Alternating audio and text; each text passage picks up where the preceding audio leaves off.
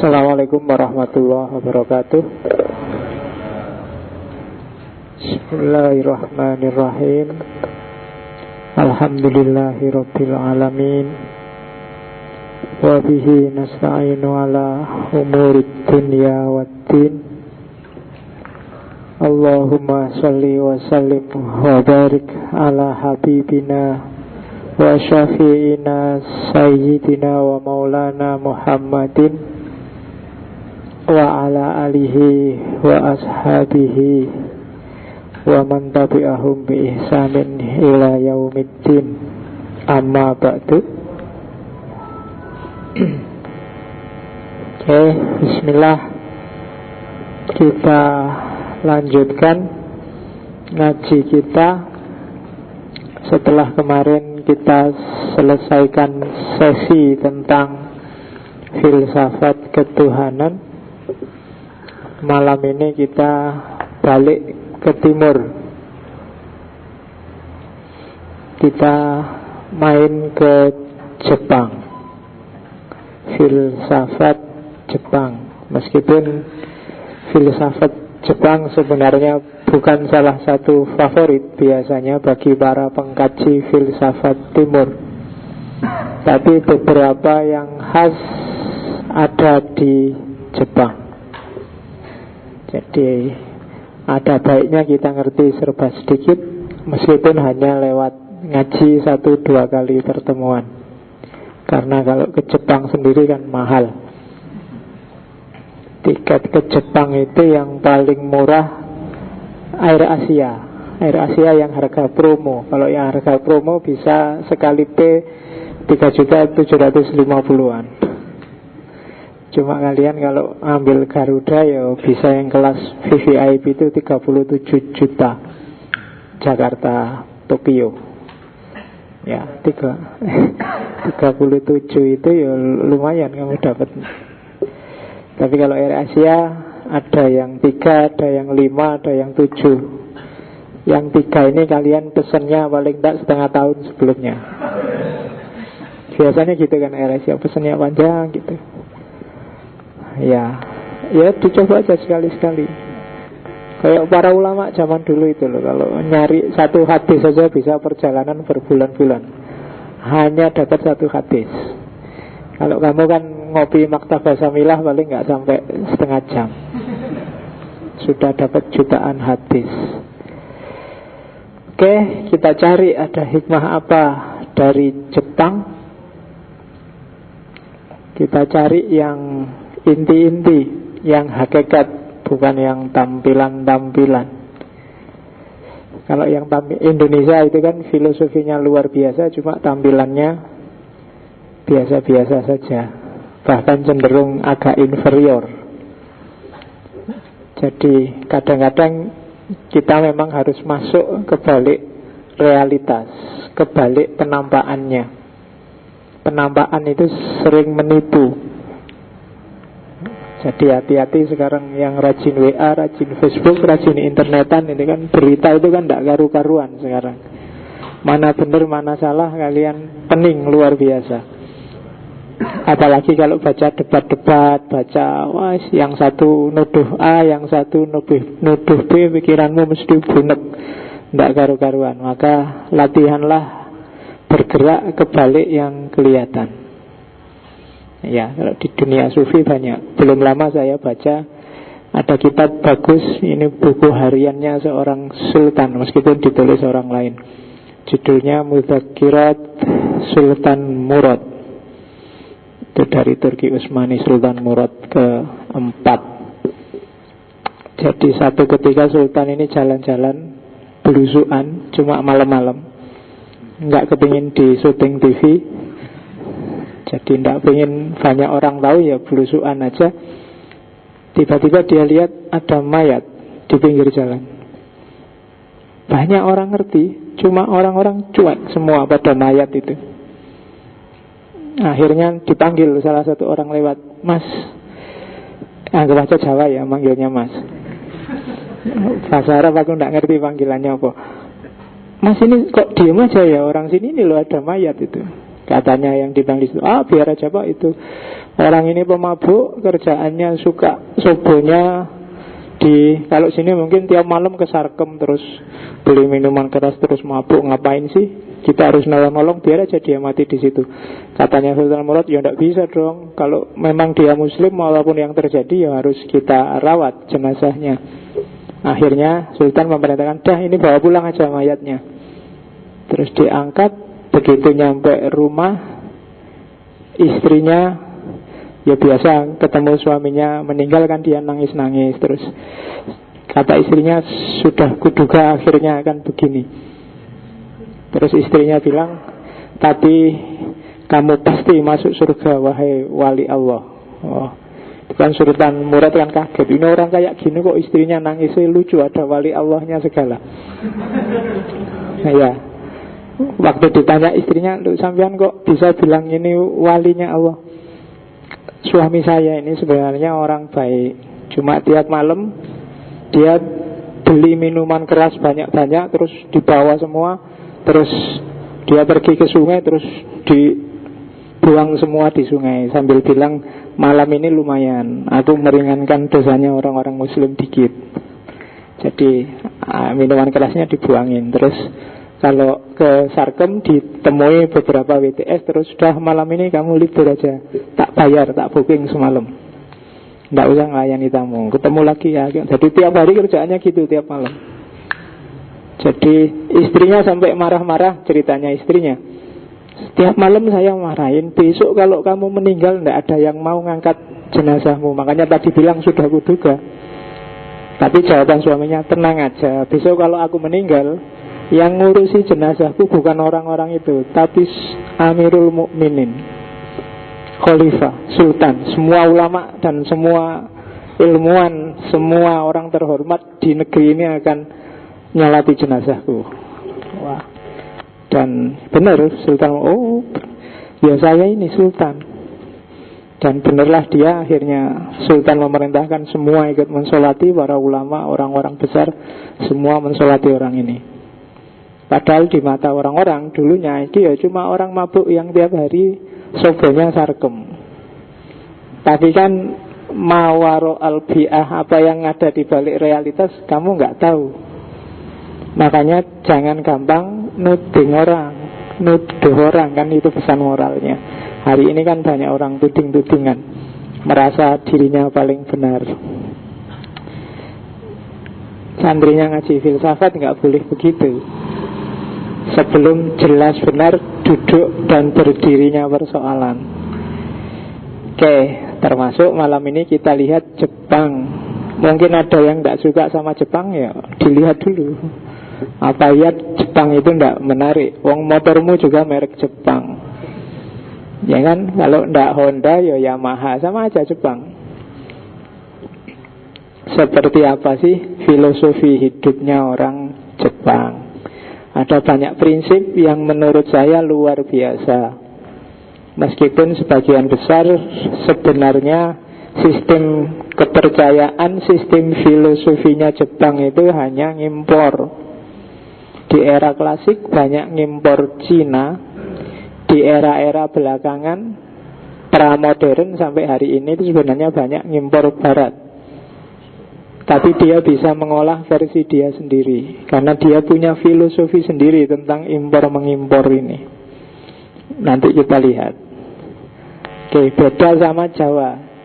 Jawa itu adaptif, ada apa-apa masuk. Tapi dia susah untuk menjaga identitas dirinya.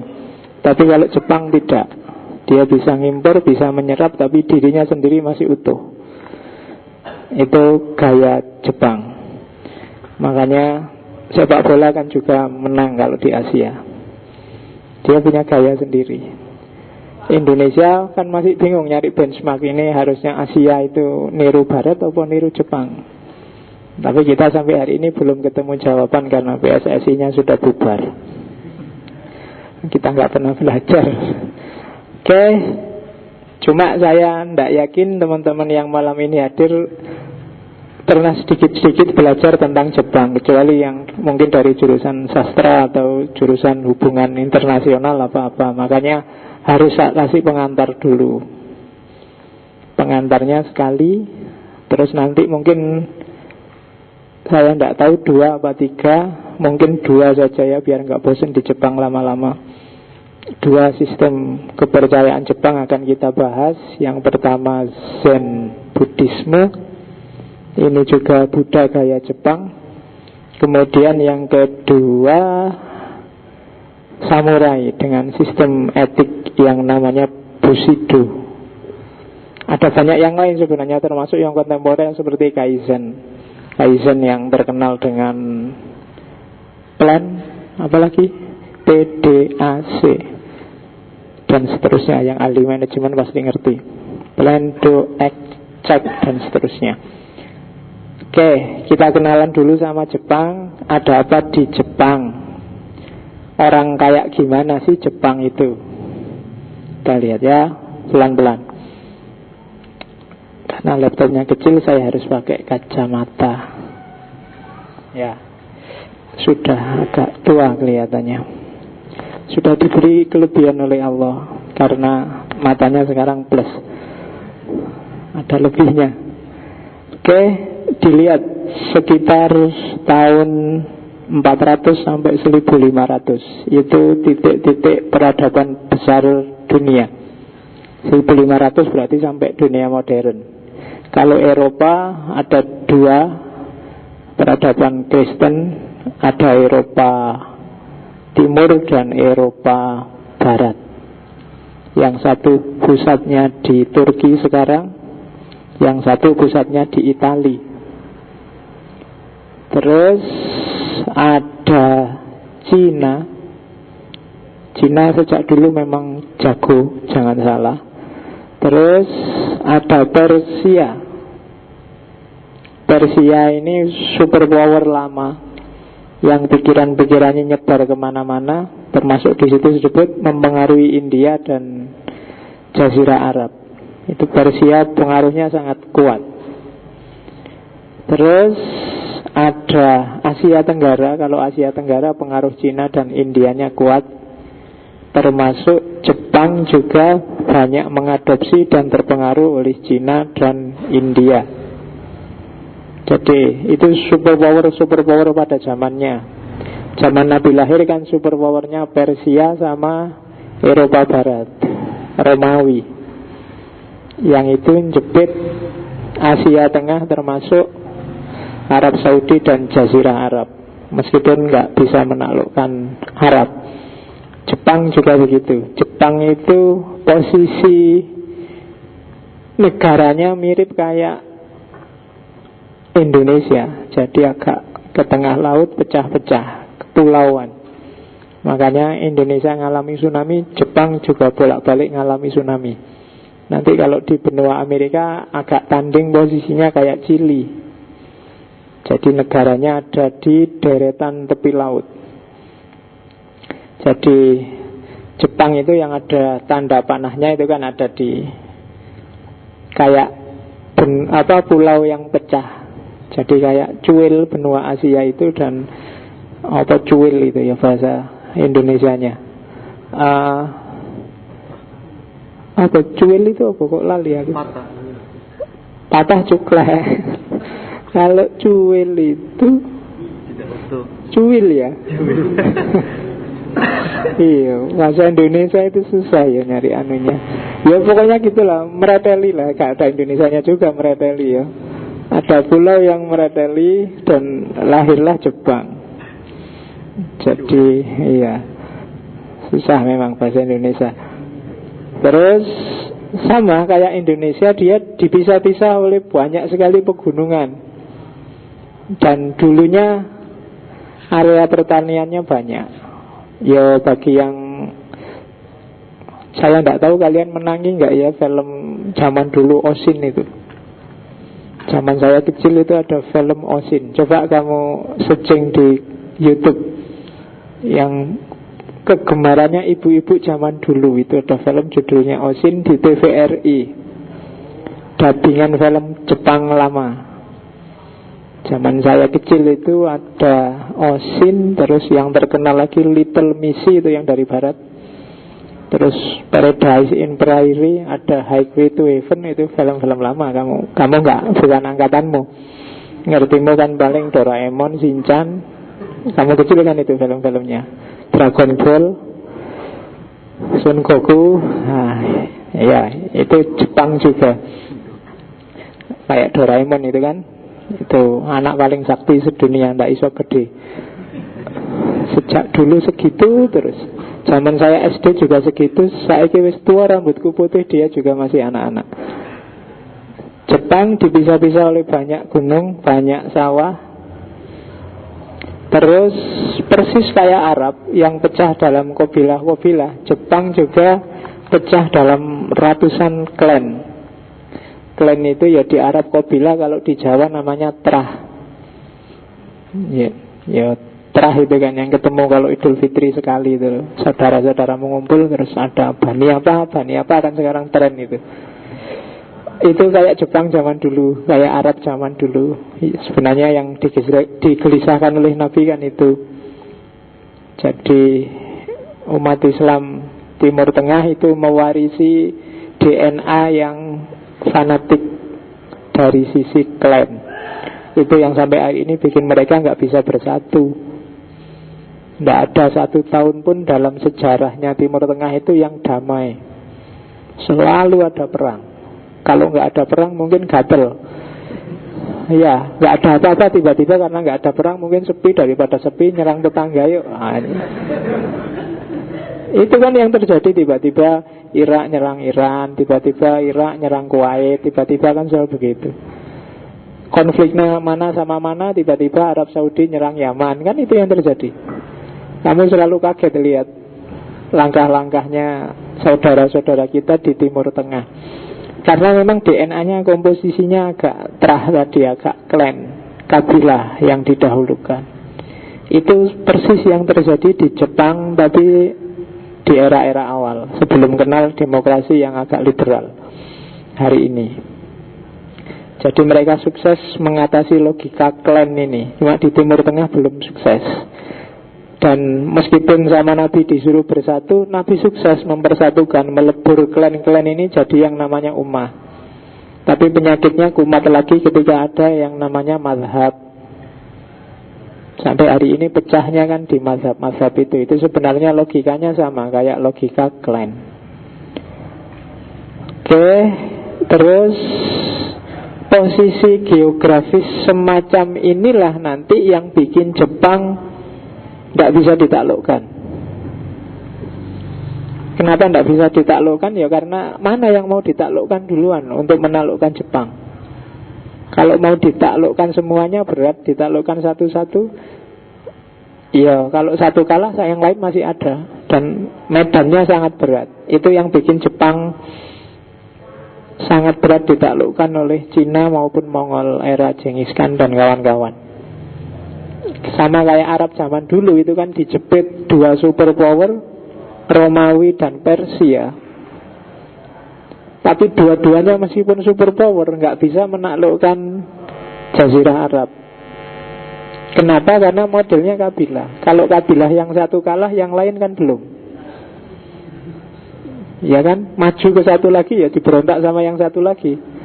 Jadi susah mereka ditaklukkan semuanya. Kalau sekarang kan gampang. Untuk menaklukkan Indonesia gampang, jatuhkan aja Jakarta.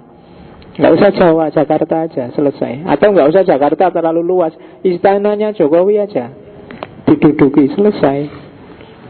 Indonesia ganti pemilik sekarang. Kan gitu kalau logika negara bangsa. Tapi kalau model klan, model keluarga, jadi keluarga A kalah, keluarga yang lain belum. Kabilah A kalah, kabilah B belum. Jadi belum menguasai semuanya. Jadi daripada capek-capek nggak selesai-selesai, sudahlah dibiarin aja, kan gitu dulu. Arab Saudi termasuk Jepang. Meskipun nanti di era modern ke belakang, Perang Dunia I, Perang Dunia II, Jepang dijarah habis-habisan, tapi terus balas dendam jadi superpower militer zaman itu. Karena punya sistem pemerintahan yang luar biasa secara militer, sehingga mereka kuat. Ya meskipun agak terlindung dari ekspansi militer, tapi Jepang secara kultur banyak impor dari Cina. Ide, gagasan termasuk filsafat.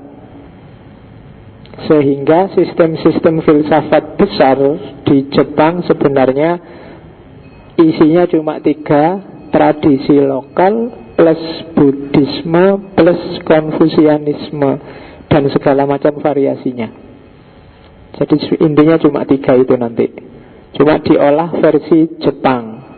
Kayak Islam di Indonesia terus diolah jadi Islam Nusantara yang sekarang kamu peningkan lagi. Oke. Nah, Jepang yang terpencil ini punya religi khusus. Bagi yang studi agama-agama